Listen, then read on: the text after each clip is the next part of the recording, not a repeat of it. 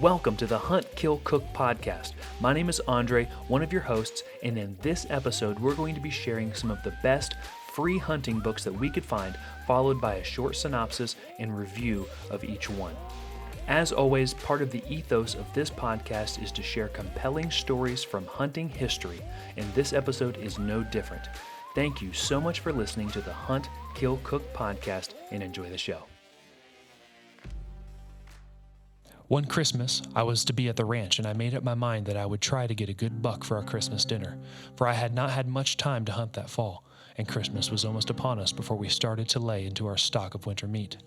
So I arranged with one of the cowboys to make an all-days hunt through some rugged hills on one side of the river where we knew there were blacktail. We were up soon after 3 o'clock, when it was yet dark as midnight.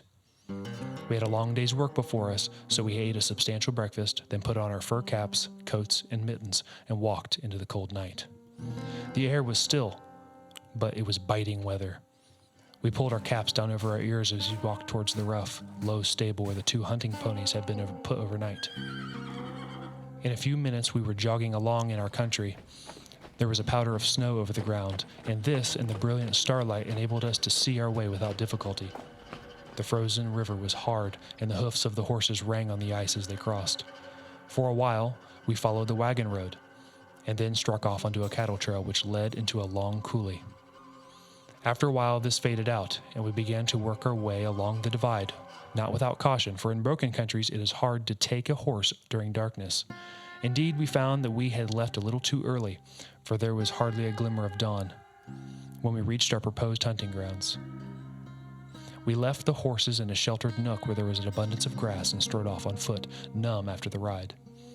The dawn brightened rapidly, and there was almost light enough for shooting when we reached our spur, overlooking a large basin around whose edges were several wooded coulees. Here we sat down to wait and watch. We did not have to wait long, for just as the sun was coming up, on our right-hand side we caught a glimpse of something moving at the mouth of one of the little ravines some hundreds yards distant. Another glance showed us that it was a deer feeding, while another behind was walking leisurely in our direction. There was no time to be lost, and sliding back over the crest, we trotted off around a spur until we were in line with the quarry. Then we walked rapidly towards them.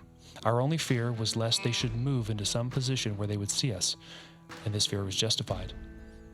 While still 100 yards from the mouth of the coulee in which we had seen the feeding deer, the second one, which had all the time been walking slowly in our direction, came out on a ridge to one side of the course. It saw us at once and halted short. It was only a spike buck, but there was no time to lose, for we needed meat. And in another moment it would have gone off, giving the alarm to its companion. So I dropped on one knee, fired just as it turned. From the jump it gave, I was sure it was a hit, but it disappeared over the hill. At the same time, the big buck, its companion, dashed out of the coulee in front, across the basin. It was broadside to me, and not more than 100 yards distant, but a running deer is a difficult thing to hit.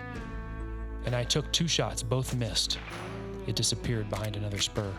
This looked pretty bad, and I felt rather blue as I climbed up to look at the trail of the spike. I was cheered to find blood, and there was a good deal of snow here, and it was easy to follow it. Nor was it long before we saw the buck moving forward slowly, evidently very sick. We did not disturb him, but watched him until he turned down a short ravine a quarter of a mile off. He did not come out. We sat down and waited nearly half an hour to give him time to get stiff. When we reached the valley, one went down on each side as to be sure to get him when he jumped up. Our caution was needless, however, for we failed to start him, and on hunting through some of the patches of brush, we found him stretched out already dead. This was satisfactory, but still was not the big buck, and we started out again after dressing and hanging up the deer. For many hours we saw nothing, and had swung around within a couple miles of the horses before we sat down behind a screen of stunted cedars for a last look. After attentively scanning every patch of brush in sight, we were about to go on when the attention of both of us was caught at the same moment by seeing a big buck deliberately get up, turn around, and lie down again in the grove of small leafless trees lying opposite to us on the hillside with a southern exposure. He had evidently very nearly finished his day's rest, but was not quite ready to go out to feed, and his restlessness cost him his life. As now we knew just where he was, the work was easy. We marked a place on the hilltop, a little above and one side of him, and the cowboy remained to watch him, I drew back and walked leisurely around where I could get a shot. Then nearly up to the crest, I crawled into view of the patch of brush, rested my elbows on the ground, and gently tapped 2 stones together. The buck rose nimbly to his feet, and at 70 yards afforded me a standing shot, which I could not fail to turn to good account. A winter day is short, and twilight had come before we had packed both bucks out on horses.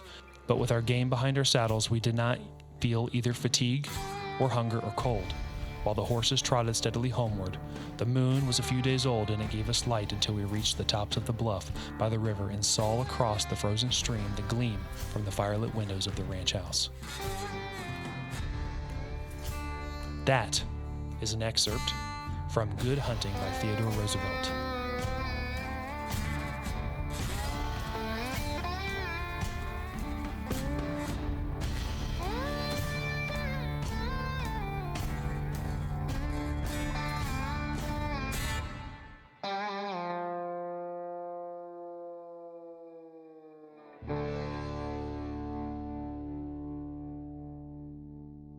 What's going on, guys? Michael here, and today we're coming to you from Chateau de la Michael. We're at my home. We're at my house recording this podcast today.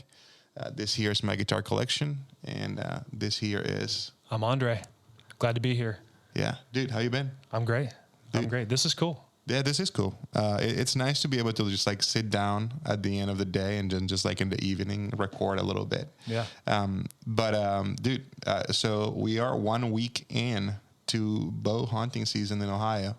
What's been week 1 for you? Like, week 1 has been good. We had a sweet cold front come in. We did. It's been just hot. Yes, it has been. And then that cold front came through, and we got out and did a little hunting.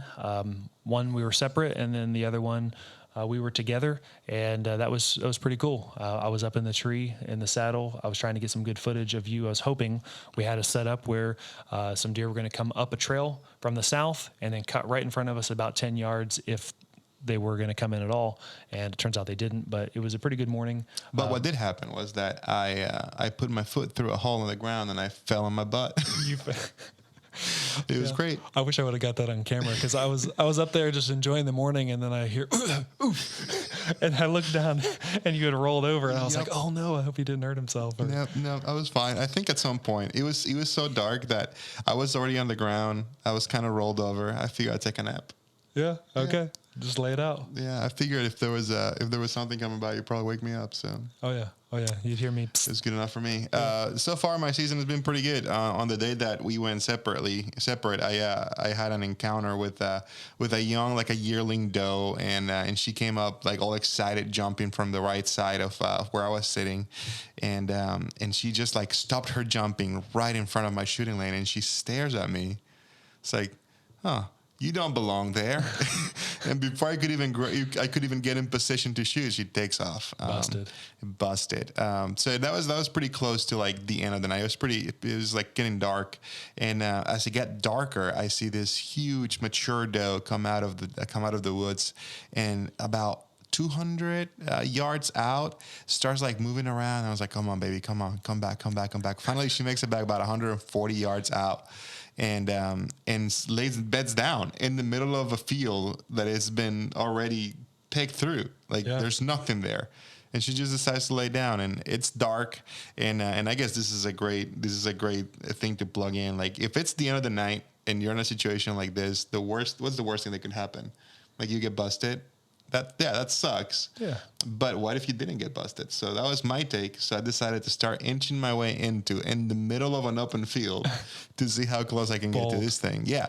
And look, I ranged her. She was about 140 yards out by the time I started making my way out, and I made it about 80 yards out from where she was laying. And then she picked her head up. She saw me and got up, started walking off.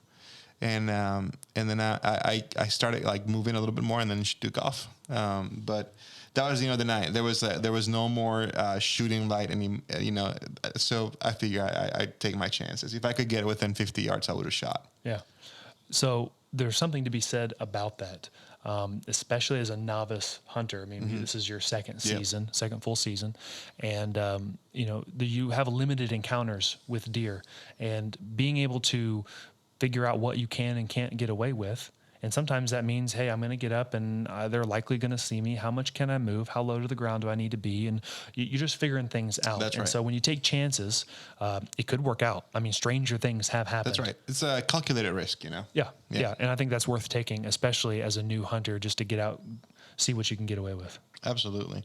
So, dude, tell me what you have prepared for us today. I know that you've done a ton of research into this. We just heard an awesome story about Teddy Roosevelt, which I have thoughts about it beyond the story. So yeah, we'll get into that. Yeah, we'll get into that. But tell me what else you have prepared for us today. Sure. So we have 3 great, capital letters, free hunting books.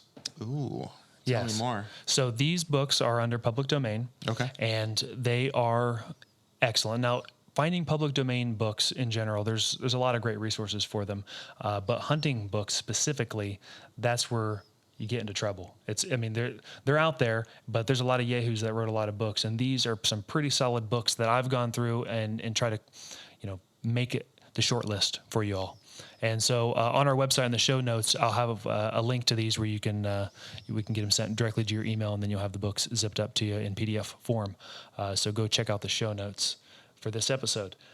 So 3 books. One we just heard the excerpt from, Good Hunting by Theodore Roosevelt, which was was published in 1907. It doesn't get much better than that. Theodore Roosevelt was the man. What an elite president to have. I mean, come on. We got like political stuff aside, left, right. They're all basically whitewashed politicians at this point. They don't have personalities. They don't have hobbies. Can you name like a significant hobby of the last 3 presidents? Besides lying? I think Biden likes ice cream. Biden likes ice cream. I know that much. All right. Yeah. So, he's got that going for him. But Theodore Roosevelt was a man's man. That's right. And he was out there hunting, and obviously all the stuff that he did with the national parks systems and preservation, he was really big into that. And so we really have a lot to owe to him. There's a reason why his face is on Mount Rushmore. That's right, because he commissioned it himself. So, if you're going to put the faces of the president, it's just fair to say, I want Abraham Lincoln, I want George Washington, I want Thomas Jefferson, and I want myself. That's right. Yeah, man's man. He had it going on. You can't even be mad. Yeah, so this book is Good Hunting, and so this is more of an entertaining book.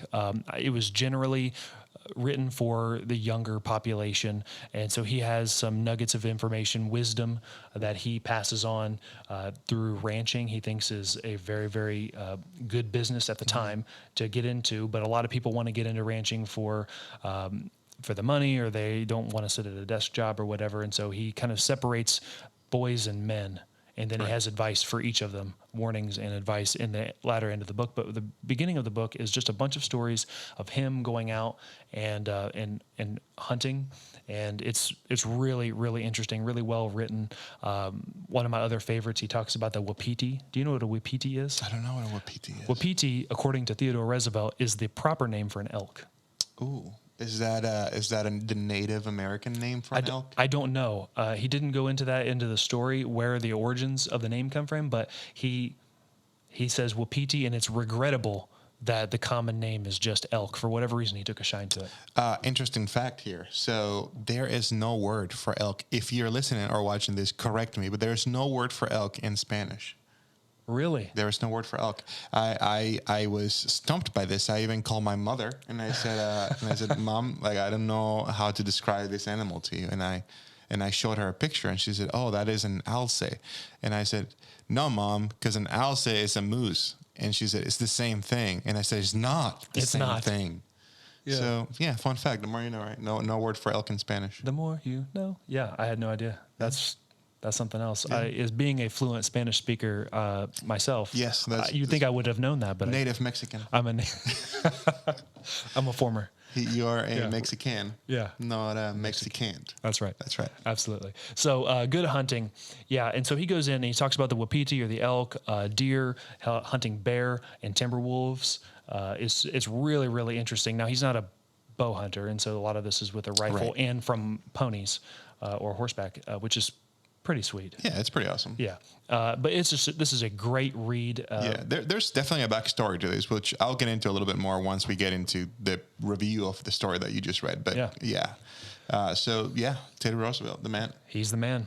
So moving on, we now have The Still Hunter by Theodore Van Dyke, which was published in 1883. Now, this is a free book, but I paid for the hard copy. I've got a paperback at the house. I should have brought it, but this is a great book. Now, not everything in it is gold. There are some antiquated things like the technique of cowbelling.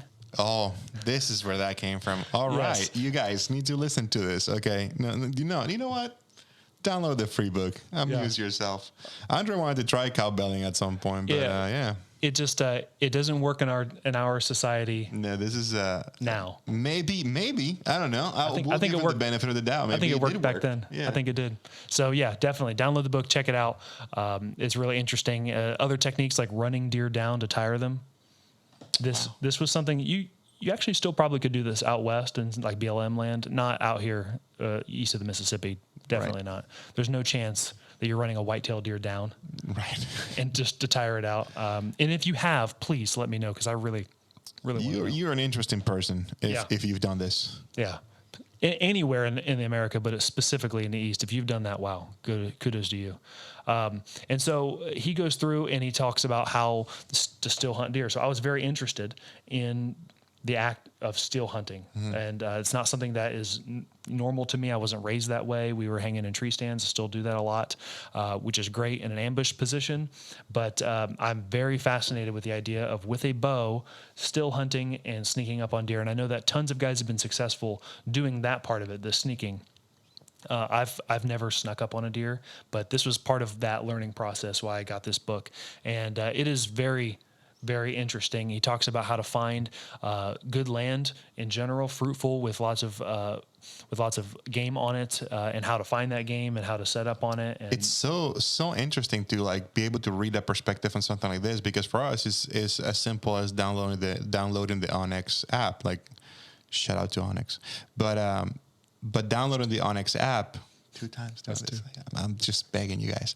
It's like as simple as downloading an app and being able to like look at the terrain now. So for us to be able to get this kind of perspective, there's something to be gained from that, I believe. Oh yeah. Yeah. They had old surveyors maps and they had topographical maps that they could look through. And that was as close as they were going to get without you. Basically, if you wanted to scout land, you had to look boots on the ground.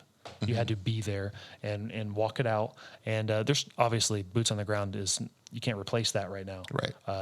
But it is a huge help to be able to narrow down where you're going to go with the limited time we all have to be able to go to Onyx or any kind of satellite imaging and pull that down and look at it and figure out where you're going to go. And that's elite.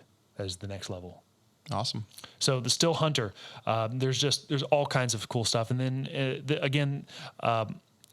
and I'll cover this here in a minute, but this is in the pre-1920s, the pre-bow hunting being popular. So a lot of stuff is geared around the rifle.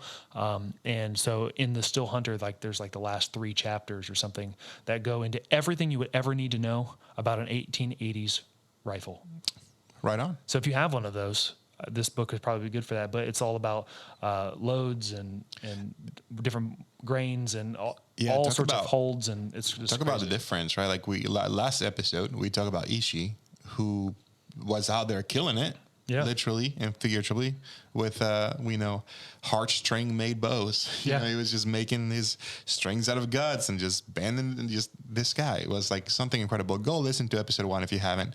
But this is a complete contrast to that, right? Like we can learn about hunting with rifles from 1880. Is that what you said? Yeah. Holy moly. Okay. Yeah. I mean, they were doing it and they had things figured out. And, there's just a lot to know, a lot to learn. Even if you don't hunt with an old rifle, it's just good to see how things were done in the past. How far things have come, really. Like the barrier of entry is so low now.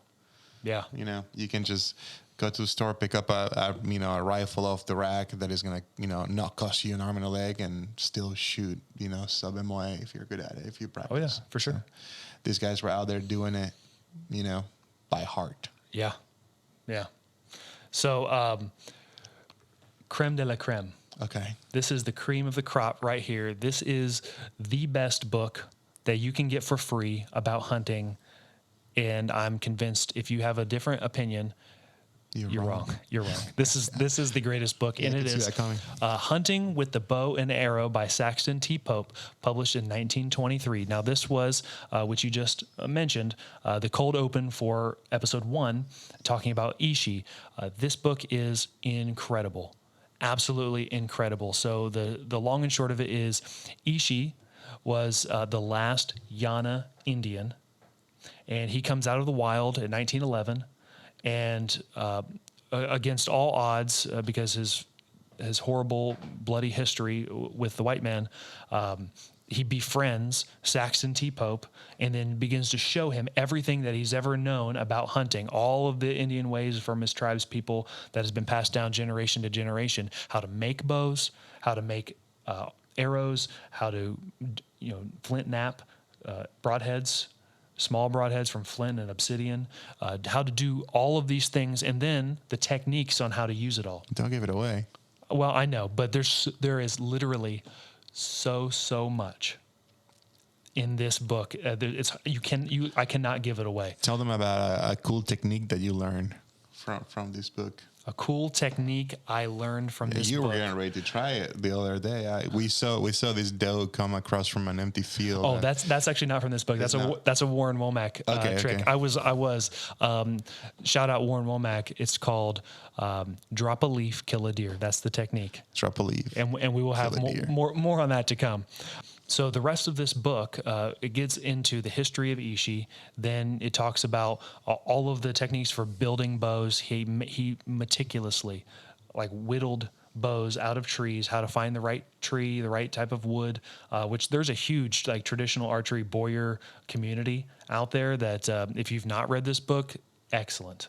And all the techniques, they might not necessarily apply, but to see how things were done. And then Saxton T. Pope and Arthur Young, from the fame of Pope and Young, they tried these things. They made their own bows, and then they went out and hunted, and they learned all this stuff from Ishi. And so a lot of this is Saxton's opinions on hunting. There's a lot of philosophy around hunting that he gets into, that he was an opinionated dude. And I don't necessarily agree with all of his thoughts. One of them that he agrees with in the book is, this is the quote, "Does ain't deer." I firmly disagree. We are against that wholeheartedly. Yeah, does are definitely deer, and you should absolutely pack your freezer full of them every year. But then he gets into a lot of stories on hunting small game, deer, mountain lions, bear. He's one of the biggest bear hunting with a bow pioneers, him and Arthur Young. They go into Yellowstone and begin the first hunting campaigns in Yellowstone. To be able to do that again? Yeah, they kill, and he tells the story of the monarch of the mountains. The monarch of the mountains? It's the king bear. The king bear. Or as they say in Arkansas, bar. Bar. King Bar. Yeah. Arkansas. Yeah. They try to tell you that they're from Texas, but they're not. Wow. They're from Arkansas. Yep, Arkansas. Why is it Arkansas and not Arkansas? Why, America? Why? Yeah, so he gets into it, and then it's just extremely poetic. The whole book is just a fun read. You can absolutely tell he's deeply passionate about hunting, where he was not a hunter before, but Ishi converted him. He didn't have a history of that, and he just picks it up. He was Ishi's doctor. And he's they struck up a friendship, and they're hey, you want to go hunting? Which incredible. Again, I can't say this enough. Go back and listen to episode number 1, because the end of that story is just gut-wrenching and beautiful. And I shed a tear when poetic. I read it the first time. I was moved. It moved me. I was listening to it, you reading it, and then the discussion after, I'm just thinking wow. Epic. Truly epic. And so I wanted to read an excerpt from that book. It's very short, but it's Saxton's synopsis of bow hunting. So here it goes. Here we have a weapon of beauty and romance. He who shoots with a bow puts his life energy into it. The force behind the flying shaft must be placed there by the archer. At the moment of the greatest strain, he must draw every sinew to the utmost, His hand must be steady, his nerves under absolute control, his eye keen and clear. In the hunt, he pits his well-trained skill against the instinctive cunning of his quarry. By the most adroit cleverness, he must approach within striking distance, and when he speeds his low, whispering shaft and strikes his game, he has won by the strength of arm and nerve. It is a noble sport. Wow. Look at that. I mean, he summed it up pretty good. I know that was really awesome. I dare ChatGPT to try to match that. No chance. No chance. That is all human intellect, and he possessed quite a bit of it. That was good. That's good. Awesome. Very good. All right. So those are the 3 books. And where can people find them? They can go to our website, huntkillcook.com, go to the show notes for this is episode 2, season 1, episode 2, and they will be there. And we'll put a link in the description if you're listening to this on Spotify or whatever. Awesome. So, do you want to do funky stories with Uncle Maykel now, or do you want to? Are you going to start calling yourself Uncle Maykel? Uncle Maykel. Oh, you heard it. Yes, let's Uncle go. Maykel. I want to hear it. Okay, here we go. This is a great story. And again, at the end, we're going to ask you if you think this is a, it's a fact or it's a cap, like the kids say these days. I prefer crap. Let's just add the R in there. Cap. Okay. All right, so here we go. This is a story that I'm titling it. I couldn't really find a title for it, but I'm calling it A Few Friends Who Needed Time Away. So, from the time that he was young, Ryan was an avid outdoorsman. I mean, you had to be growing up in Flagstaff, Arizona. How could you not be? You know, the Grand Canyon's right there, Tonto National Forest is right there, Sedona's right there. So, it just seems that from camping to backcountry hiking, it seems that for Ryan, the natural course of actions would be that he would become a hunter. So, he began hunting from when he was really young with his dad's friends, which at some point, I hope that my good friend Andre here would share the story of the time he tried to be one of the guys. I would love for him to share that. But I digress. He started hunting with his father friends, and then he started making his own friends and going hunting with them. And before you knew it, there were 5 of them. It was Ryan and 4 other friends. Now, I'm not going to go through all their names, but there was one particular friend that you should know. His name is John. Now, John was the most skeptical of them all. He was always questioning things. He was kind of the killjoy in a sense, but he was still a good friend to have around. So they all went hunting together, and they grew up hunting. And over time, as life has its way, they started moving to different places in the country. They continue keeping in touch, but it wasn't the same. They were not hunting together every year during season. And for Ryan's 30th birthday, he decided that he wanted to get the band back together and go for an epic hunt near the Navajo reservation. So I can see that you can tell where this is going. So they reconnect for an epic weekend hunting near the Navajo reservation, meeting up at the forest and going for a hike before they can make it to the spot where they were going to be camping and calling that place their home for the long weekend, and go for an epic hunt. So they make their way in, and as they're hiking and making the way further and further away from where they park their Jeep. Shout out to Jeep drivers. So they started hiking and getting further and further away, deeper into the wilderness, and before you knew it, they were so far in that they could not see the road. You know how you get to a point where you can get to a higher spot and you can somewhat see the road and see where you came from. You have an understanding where the trail is. No, at this point, these guys are bushwhacking. They are getting through. How they're getting through, they want to be super remote and then just relive the glory days. All right. So as they're making their way through, they run into this cave that was filled with bones and drawings on the wall depicting what appeared to be Native American rituals. They were mesmerized by this. They saw the bones and they thought, oh, these are animal bones. This is probably a bear cave. We should probably get out of here. But on the way out, that's when they noticed all the drawings on the wall. So they were, entertained, mesmerized by the idea, I guess, of trying to figure out what these things meant. So they stayed there for a long while before they started to feel really, really cold, which could mean one or two things. You know, they're in the desert, so it could mean that the sun is falling down and they need to get out, or something funky is going on. Now, it was not late, is not too late, is not dark enough for it to be cold. They needed to get out. So they make their way out of the cave, and as they get out of there as fast as they could, they realize that they see a fox waiting for them outside the cave. They think nothing of it and take off running, trying to find their way back to the trail. They're really spooked by this somehow. Like something happened to them, that they were so spooked at the cave that they thought that they had to get out of there immediately. John, who was the voice of reason, was a nervous mess.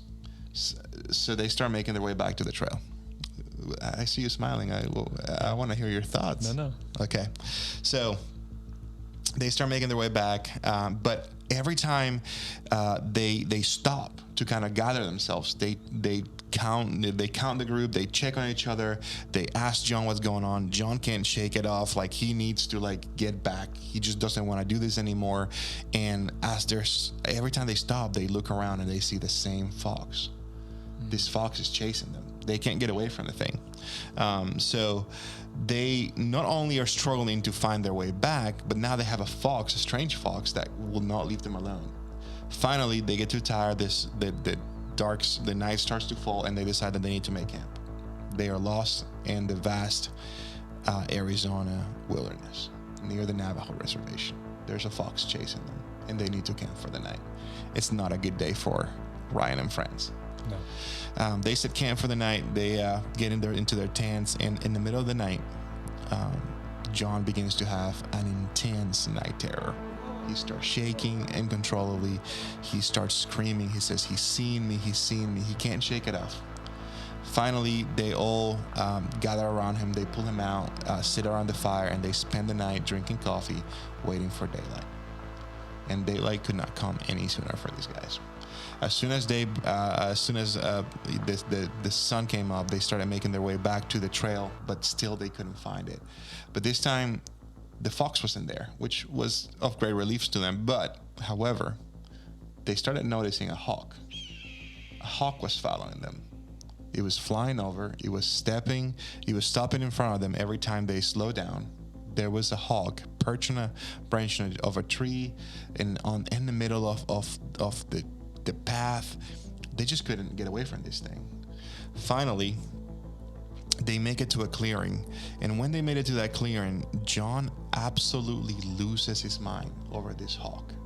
It's like he put two and two together, and the thing that he couldn't get away from in his dreams the night before, in his nightmares, was the hawk that was chasing them the day after. As he starts screaming, they start hearing a voice, and that voice is calling out to them. It's like, hey, what's going on? And then they look up from helping John, and they see a park ranger, or a Navajo ranger. So they explain to the Navajo ranger what happened, that they've gotten lost, that they found a cave. The Navajo ranger clearly knows something that he's not telling them.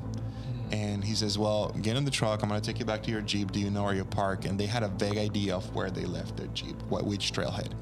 Turns out, the entire time that they were lost, they were not but like 10 minutes from their Jeep. They've been running in circles the entire time. The Navajo ranger takes them down to the trailhead where their Jeep is parked. They all get off the truck. And what did they see? Perched on the rearview mirror of their Jeep. A hawk. To this day, they can't really talk about it. They feel like none of them can escape the watchful hawk. Even when they were back home, the thoughts of the cave, the drawings of the caves, John's screams, the running, the Navajo ranger, all those things, they couldn't shake this story off, and it seems like it made it so they wouldn't be able to hunt again. Several years went back, 10 years to be exact, and they got together, and during this get-together, they get to meet one of John's new friends, a Navajo native who shares the story of the Navajo skinwalker. They were never the same after that.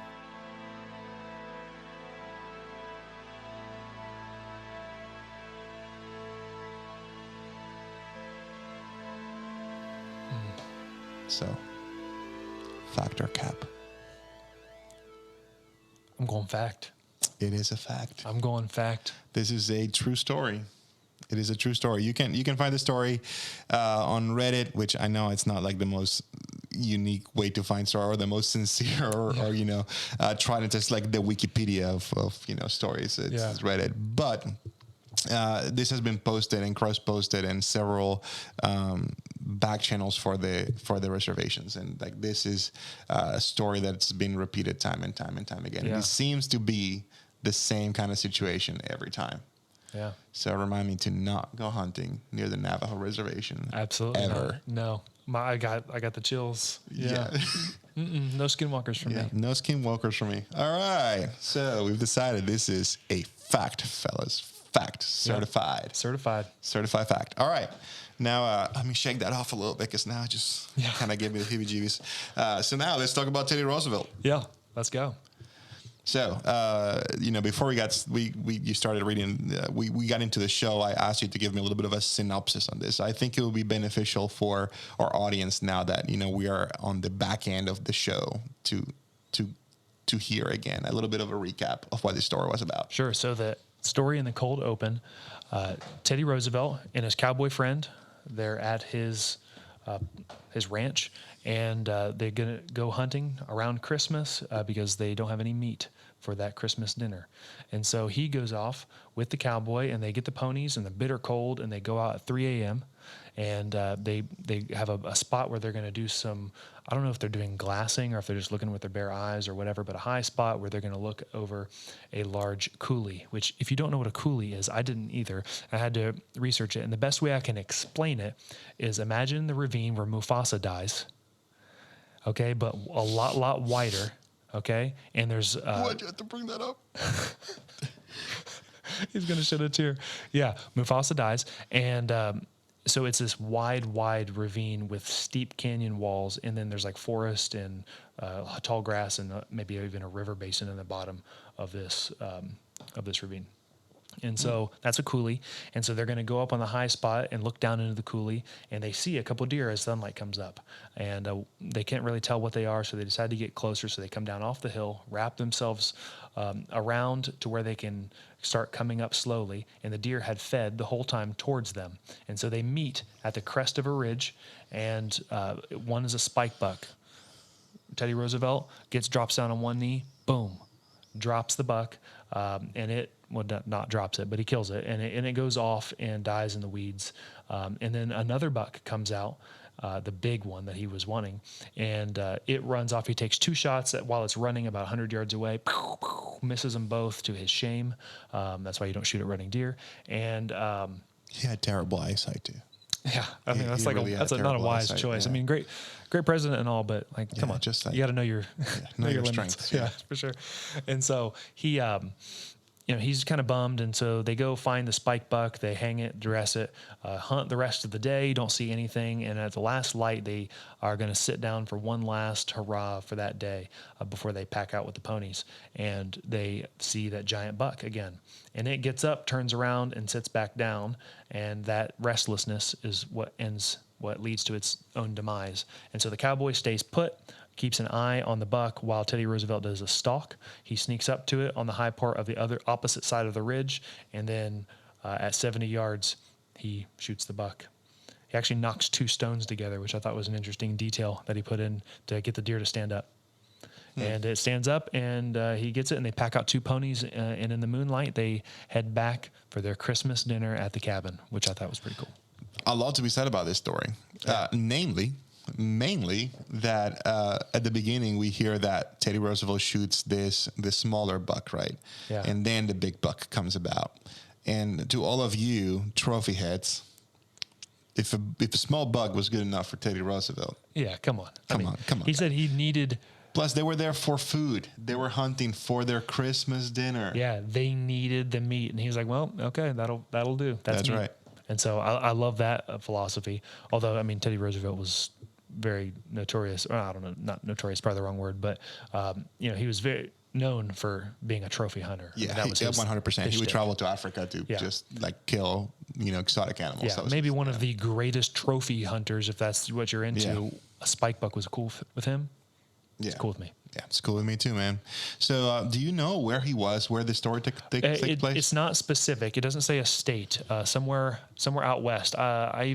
So there's another book, Hunting Trips of Arrangement in the Wilderness of a Hunter. And The Wilderness Hunter is another book by Teddy Roosevelt, which I think is an interesting thing to talk about. Is that how did Teddy Roosevelt end up there to begin with? Do you have any idea?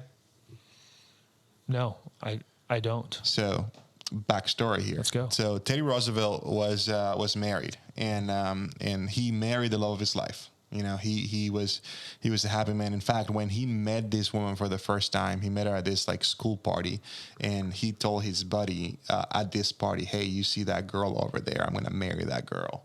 And he did. He married her. Bold statement. It didn't come easy. He didn't marry her until much later in life. They went through a lot of ups and downs, and they finally got together. And she died. And she died, and it completely broke his heart. It devastated him that she died, and he left his daughter with his sister, and he moved to Montana. Just to kind of lick his wounds and just try to be try to heal from this traumatic experience, and that's where he learned ranching. He wanted to be a tough guy, and you see it all through his personal story, like all the crazy stuff that he did, but he was always like out there chasing wild things, chasing the uncomfortable. And this all came, the catalyst was the death of his wife, of course, but when he was in Montana, there's a story of the cowboys teasing him because, he was this like chubby New Yorker that, had glasses and spoke funny. And he shouted at one of the cowboys as they were trying to do a cattle drive, "Quickly hasten forward there."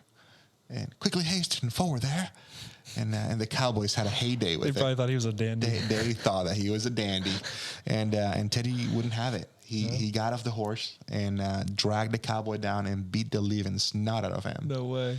So that was the day that Teddy earned his pride with the Cowboys. He earned his name with the Cowboys, and when he came back from out west, back to New York, back to politics, he was a stick of a man. He was lean and mean, and he'd done his hunting, he'd done his healing, and so there's something to be said about going to the wilderness.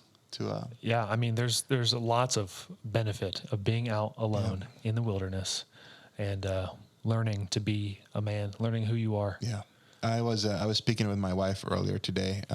She was out with a friend, and more on this later. But I went out to the property where we hunt this evening. Okay.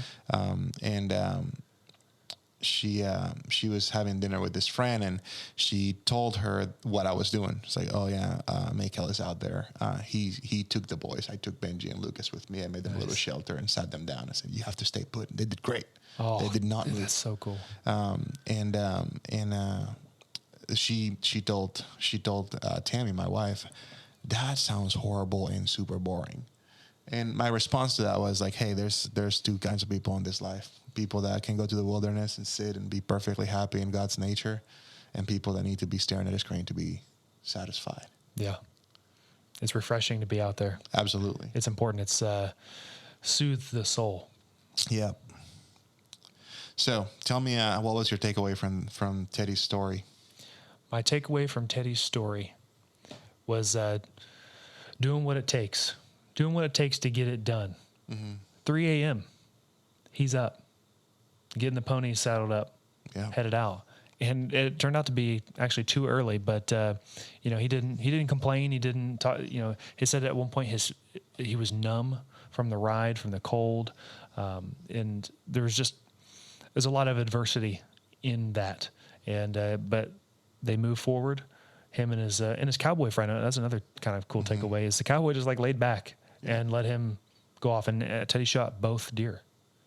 And the cowboy was like, "Yeah, I'll sit here. I'll watch." Yeah.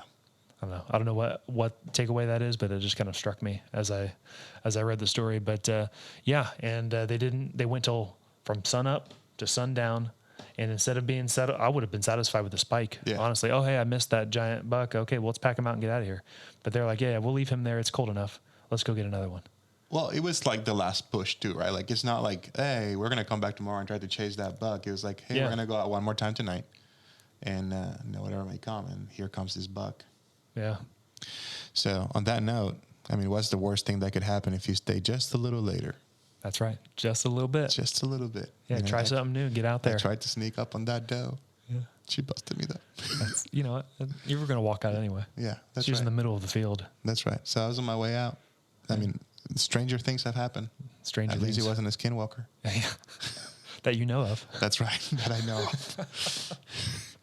All right, guys. So that was it for episode 2. We hope that you enjoy the show. It certainly has been fun for us making this, like reading the stories and having the banter and just reconnecting in a new way, aside from making, the usual content that we make for you guys. This has been great. So again, if you haven't listened to episode 1, you should go do that. We're so thankful that you are here with us and being part of this community. Don't forget to check out the websites to get those books. Don't forget to like and subscribe if you haven't already. And for now, Mikhail and Andrea out. We're out.